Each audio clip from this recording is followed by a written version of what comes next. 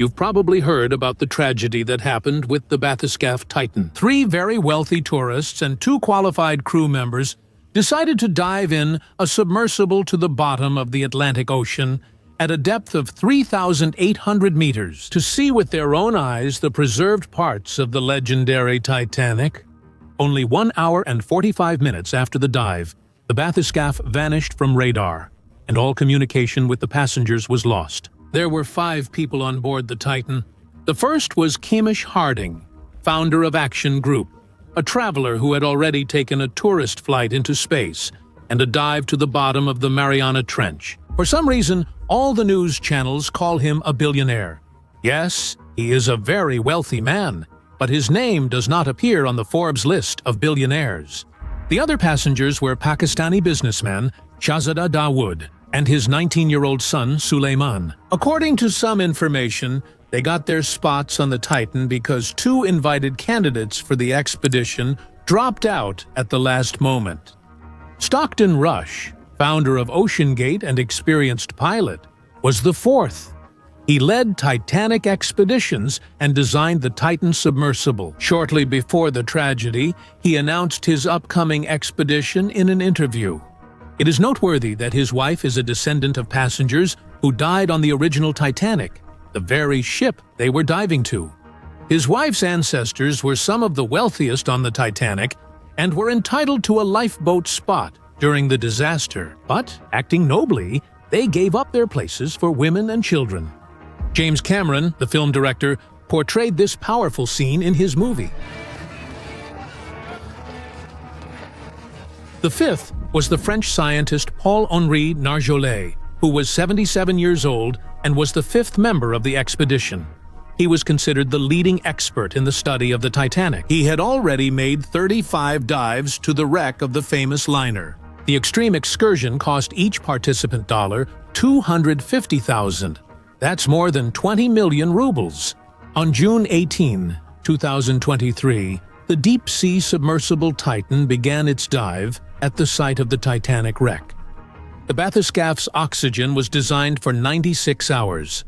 The descent to the Titanic at 3,800 meters was planned to take about 2 hours. A few more hours were planned for the actual tour, and another 2 hours for the ascent. An hour and 45 minutes after the descent, the bathyscaphe suddenly disappears from radar and stops communicating. The United States Coast Guard raised the alarm that same day and began a search operation together with Canada. Dozens of ships, planes, underwater robots, and submarines started searching for the missing bathyscaphe. 3 days of searching yielded no results. Hope of finding the Titan's crew alive faded with each passing hour. On June 22, roughly 200 meters from Titanic's bow, the submersible Odysseus found the missing bathyscaphe's wreckage. This meant only one thing: the chances of rescuing the crew members were 0. Experts agreed the poor passengers never had 96 hours to begin with. The death of all the expedition members happened in a split second and was most likely painless. They didn't even realize what was happening. At the moment when communication was lost, the enormous pressure at a depth of about 3,000 meters literally crushed the bathyscaphe like an empty soda can. Scientifically, this is called an implosion, meaning an inward explosion.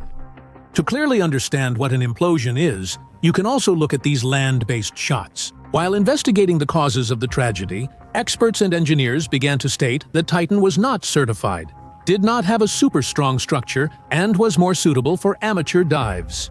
Extreme diving in such a vessel is foolish and dangerous. James Cameron, who previously dove to the Titanic wreck, and Mariana Trench also criticized the submersible's unreliable design. Composites are not used for vessels that experience external pressure.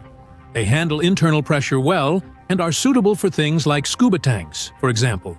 But they are terrible for pressure coming from the outside. It was an attempt to apply aviation methods to solve deep-sea diving problems. The idea was mistaken. "I think this is a critical failure," said the filmmaker. Former captain of the British nuclear submarine Her Majesty's ship Turbulent, Ryan Ramsey, named 2 probable causes of the explosion on Sky News. First, The hatch with the viewing window couldn't handle the water pressure since it was sealed externally with bolts. Second, the hull couldn't withstand the pressure. Of course, that's not always the case, but there are also wonders of underwater engineering where all the calculations are done properly. This submarine can dive to 1.5 kilometers deep. The thickest acrylic hull in the world. 96 hours of autonomy.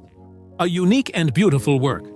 Engineers need about 18 months to build one submarine. There are quite a few modifications, and all of them, as they say, are simply out of this world. They look like some kind of alien gliders from outer space, and accordingly, they cost astronomical amounts of money. And now, just think about how deep the ill-fated Titan had to descend.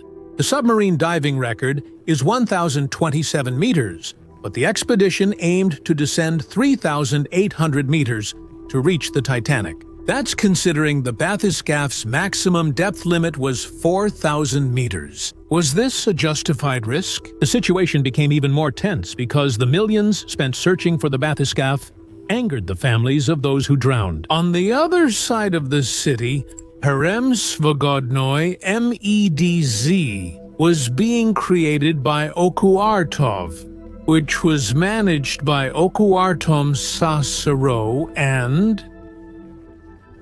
Only IUR is still antisocial, unnatural, artificial, forgiving. Of the entrance.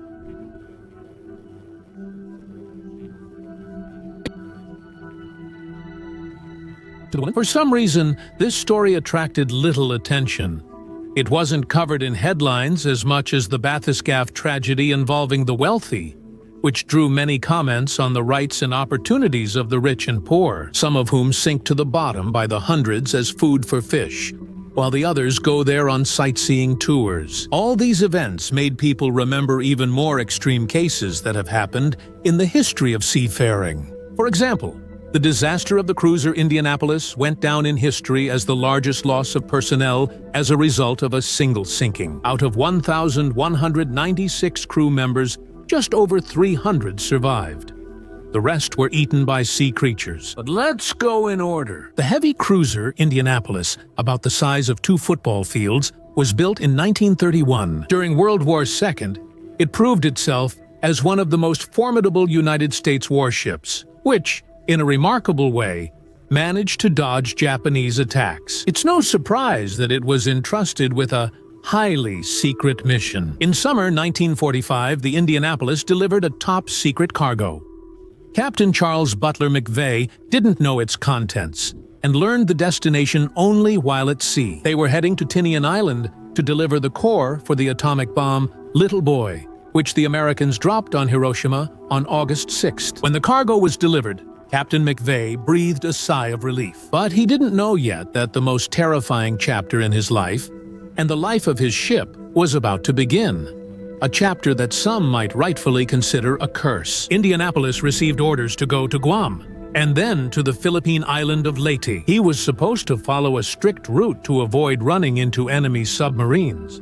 But Captain McVeigh decided to ignore this point, relying on chance. Moreover, there was no information about Japanese submarine activity in that area. There may not have been any data, but as it turned out, there was a submarine. July 29, 1945. At around 2300, the Japanese submarine, I-58, attacked the cruiser from a distance of 4 miles. 1 minute and 10 seconds later, a powerful explosion thundered as the torpedo destroyed the Indianapolis's engine room, killing the crew members inside. They ended up with the lucky ticket. But what followed was something you'd never wish on your worst enemy. From the nature of the damage, it was clear that the cruiser had only a few minutes left to stay afloat. The radio transmitter was out of order, and the crew was unable to send a distress signal. Later, it was found that the Indianapolis's radio operator managed to send and save our souls. At least 3 American stations received it, but ignored it or thought it was Japanese disinformation. Captain McVeigh gave the order to abandon ship. He tried to encourage the crew, promising them that they would be found soon, since they were in an area where ships constantly passed by. Exactly 12 minutes after the torpedo hit, Indianapolis, shuddering under the furious rush of water pouring into the huge breach, sank to the bottom, and along with her, about 300 out of 1,196 crew members. For 3 days, until help arrived, a terrible drama unfolded in the middle of the ocean. The surviving sailors were scattered across more than 250 square kilometers of ocean. Only some of them managed to put on life jackets. Some were lucky enough to find rafts in the water and were able to climb onto them. During the night, many of the severely wounded died. Some of the sailors were delirious after swallowing spilled fuel from the surface of the water. The new day greeted the crew with a scorching sun, pushing their exhausted bodies to the limit. By the second day, dozens of hungry sharks surrounded the site of the wreck. At first, their victims were the dead crew members, whom they tore apart. The blood mixing with the seawater attracted more and more predators. The survivors huddled together, and a ring of fins closed in around them. Of 80 people, only 17 survived until morning. And despite all this, the surviving veterans recall that the sharks were not the most terrifying ordeal they had to face. In the waters of the Philippine Sea, sailors died from dehydration, hypothermia, and some lost their minds. I saw several people die from shark attacks, recalls 89-year-old Dick Tellen. However, he also saw that twice or even 3 times as many people died from drinking seawater. After 3 days, people wearing life jackets began to sink.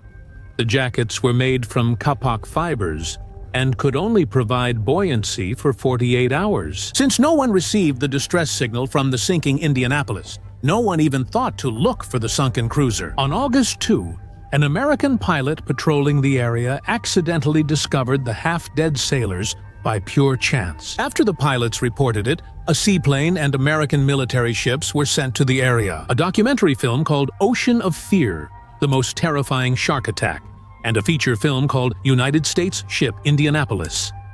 Men of Courage, starring Nicolas Cage, were made based on this tragedy. They managed to pull only 321 people out of the water alive, 5 of whom died on board the rescue ships, while 883 sailors died from dehydration, wounds, or heat stroke. Some committed suicide, some went insane, and others were eaten by sharks. After witnessing such scenes, it's hard to wish that fate on anyone, even an enemy. To end up in the ocean after a shipwreck is rare, but there was a remarkable man in history who chose to experience a shipwreck himself. Not for fame, but to show everyone that surviving at sea is quite possible. On October 19th, 1952, the French doctor Alen Bombar set out from the Canary port of Las Palmas in a standard inflatable lifeboat. This crazy doctor finally set foot on Barbados after 65 days at sea. Alan's boat traveled about 6,000 kilometers in total.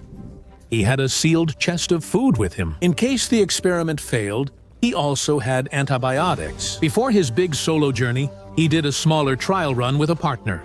And finally, he began his experiment, which for those times, without navigators or phones, was completely suicidal. At sea, he kept a detailed journal that included many medical indicators to understand how the body functions in such an extreme mode. The biggest question in the middle of the ocean, in the hot latitudes, is where and how to get water, and how to lose less of it. Bombar found several ways to obtain the precious resource. He drank rainwater, condensation from the sail and the sides of the boat, and the fresh lymph of the fish he caught. For a while, you can also drink small amounts of seawater, but not for more than 5 to 6 days, otherwise salt poisoning will occur. And also, besides fish, you should collect plankton, which can be done with a sock. It's nutritious. Not the sock, of course, but the plankton. It's full of nutrients. But nowadays, plankton probably contains quite a bit of plastic. But if you really want to survive, that'll just be seasoning. By the end of the journey, Bombar was covered in festering sores. His skin started peeling off in patches, and he lost several fingernails. He also lost 25 kilograms, but he was alive and even relatively healthy. And the food chest remained untouched. This example vividly demonstrates the power of knowledge. After all, for shipwreck survivors who had read or heard about Bombar, this saved their lives. And on this optimistic note, we'll wrap things up.